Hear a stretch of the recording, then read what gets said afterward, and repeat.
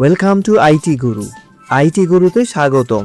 এটি এমন একটি স্থান যেখানে প্রযুক্তি শেখা সহজ, আকর্ষণীয় এবং আমাদের ভাষায়। চলুন আজই শুরু হোক আমাদের শেখার যাত্রা একসাথে আইটি গুরুতে।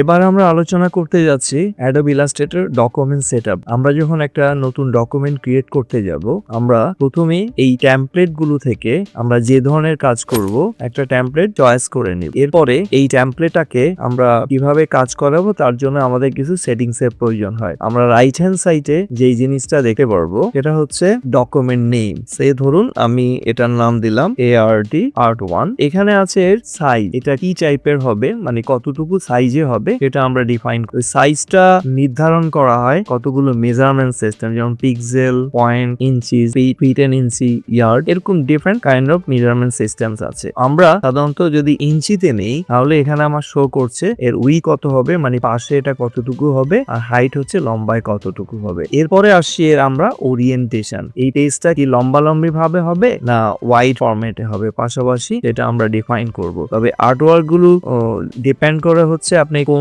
ডিভাইসের জন্য লেআউট তৈরি করবেন, সেটার ওরিয়েন্টেশনটা যেভাবে থাকবে সেই রকম তৈরি করবেন। এরপরে আমরা চাইছি যে কয়টা আর্টবোর্ড হবে। আমরা যে ডকুমেন্টটা তৈরি করব সেটা যদি একাধিক আর্টবোর্ডের মধ্যে হয়ে থাকে তাহলে আমরা আর্টবোর্ডের সংখ্যাটা এখানে নির্ধারণ করে দেব। এরপরে আসছে এর একটা ব্লিড এরিয়া। এই ব্লিড এরিয়াটা হচ্ছে প্রতিটা ডকুমেন্টের একটা সেভ জোন থাকে, সেভ জোনের বাইরে আমরা অতিরিক্ত কিছু এক্সট্রা জোন এখানে নিয়ে থাকি। এটার বাই ডিফল্ট হচ্ছে 0.125 ইঞ্চ, মানে একটা ডকুমেন্টের চারদিকে কতটুকু এডিশনাল স্পেস এখানে আমরা তৈরি করব সেটা আমরা এখানে দেখাতে যাচ্ছি। আচ্ছা, এরপরে অ্যাডভান্স অপশনস এর মধ্যে আছে কালার। আমাদের এখানে মনে রাখতে হবে আমরা দুই ধরনের ডকুমেন্ট তৈরি করব। একটা হচ্ছে প্রিন্ট মিডিয়ার জন্য, লাইক হচ্ছে যেটা কাগজে ছাপা হবে, আর এটা হচ্ছে সেক্ষেত্রে আমরা চুজ করবো হচ্ছে CMYK।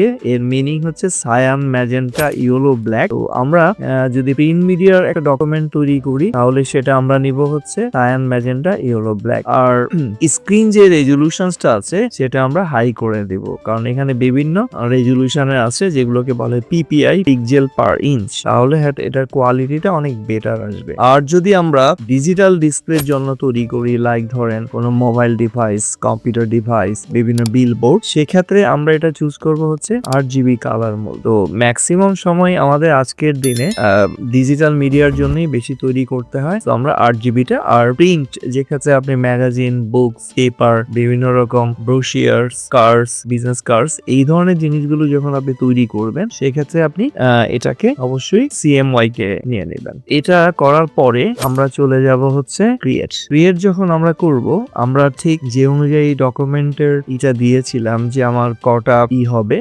আর্টবোর্ড হবে এবং সেটার সাইজ কি হবে, এবং সেটার এই যে রেড জোন এরিয়াটা আপনি দেখছেন, এই যে রেড জোন এরিয়াটা, এই রেড জোন এরিয়াটা হচ্ছে ওর ব্লিড, একটা বাটি অংশ। এভাবে আমার ডকুমেন্টটা সেট আপ হয়ে গেল। আমরা চাইলে এই ডকুমেন্টটা পরবর্তীতে আমি যখন আর্টবোর্ড নিয়ে কাজ করব, আর্টবোর্ড চেঞ্জ করতে চাইবো, এখানে আর্টবোর্ড টুলসে যখন আমি ক্লিক করব তখন এর প্রপার্টি গুলো আমরা দেখতে পাবো। এখন আমি চাইলে এর ওরিয়েন্টেশনটা এরকম করে দিতে পারি, আমি চাইলে এর ওরিয়েন্টেশনটা চেঞ্জ করে ফেলতে পারবো। তো এটা শুরুতে যদি আমরা চাইলে চেঞ্জ করতে পারি, অথবা এখানে আমরা নিচে যে এই যে আর্টবোর্ডটা আছে আমার সিলেকশনের মধ্যে, এটার আর্টবোর্ডের যে ডিফারেন্ট অপশনস আছে যেগুলো আমরা শুরুতে করে আসছিলাম, আমরা চাইলে এখানে আবার এডিশনালি প্রতিটা আর্টবোর্ডেরও একটা নাম করতে পারি, যেমন ধরেন ART1। এরপরে আসছে এর ডিফারেন্ট পিসের। এগুলো হচ্ছে আমি যদি ধরেন বিভিন্ন ডিভাইসের জন্য কাজ করে থাকি তাহলে আমার এই ডিভাইস গুলো ওরিয়েন্টেড আমি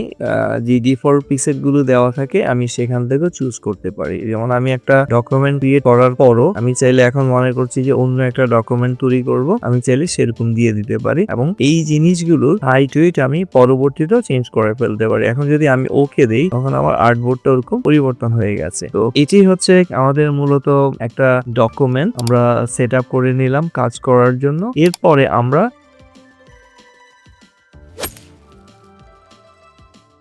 ফাইনালি যখন এটাকে সেট নির্ধারণ হয়ে যাবে তখন আমরা সেভ এজ করে এটার একটা আমরা নাম দিয়ে দেব। এখানে আমরা দুই জায়গায় সেভ করতে পারি, একটা হচ্ছে আমার নিজের কম্পিউটারে, আরেকটা হচ্ছে ক্রিয়েটিভ ক্লাউড। আপনি যদি লাইসেন্স ভার্সন ইউজ করেন, ক্রিয়েটিভ ক্লাউড আপনাকে একটা হিউজ ফ্রি স্পেস দিবে, সেটা আপনি ব্যবহার করতে পারবেন। যেমন আমি লাইসেন্স ইউজ করি, তো আমার ক্রিয়েটিভ ক্লাউড অ্যাক্টিভেশনস আছে, সেখানে আমি ফাইলটা সেভ করতে পারবো, অথবা আমি আমার নিজের ওন পিসিতেও সেটা যে কোনো একটা লোকেশনে সেভ করে দিতে পারবো। ঠিক আছে, এটা হচ্ছে আমাদের ডকুমেন্টস ক্রিয়েট করার পর সেটা ডিফারেন্ট সেটআপ ইস্যুস গুলো। আমরা এভাবে ঠিক একটা ডকুমেন্টকে ভালোভাবে দেখতে পারি, এবং এটার পরিবর্তন যদি আমরা পরবর্তীতে করতে চাই তখন আমরা ডিফারেন্ট যে আর্টবোর্ড গুলো আছে সেই আর্টবোর্ড গুলোকেও পরিবর্তন করে নিতে পারি। তো ঠিক আছে, আজকে এই পর্যন্তই। আশা করছি এগুলোকে দিয়ে আপনারা আপনাদের প্রথম কাজের ডকুমেন্টটা সুন্দরভাবে সেট করে নেবেন। মনে রাখবেন, গোছানো ভাবে যদি সবকিছু আগে থেকেই সেট আপ করা থাকে তাহলে কাজটা অনেক সহজ এবং এফিশিয়েন্টলি এবং খুব কম সময়ের মধ্যে সম্পন্ন করা যায়। ঠিক আছে, সবাই ভালো থাকবেন।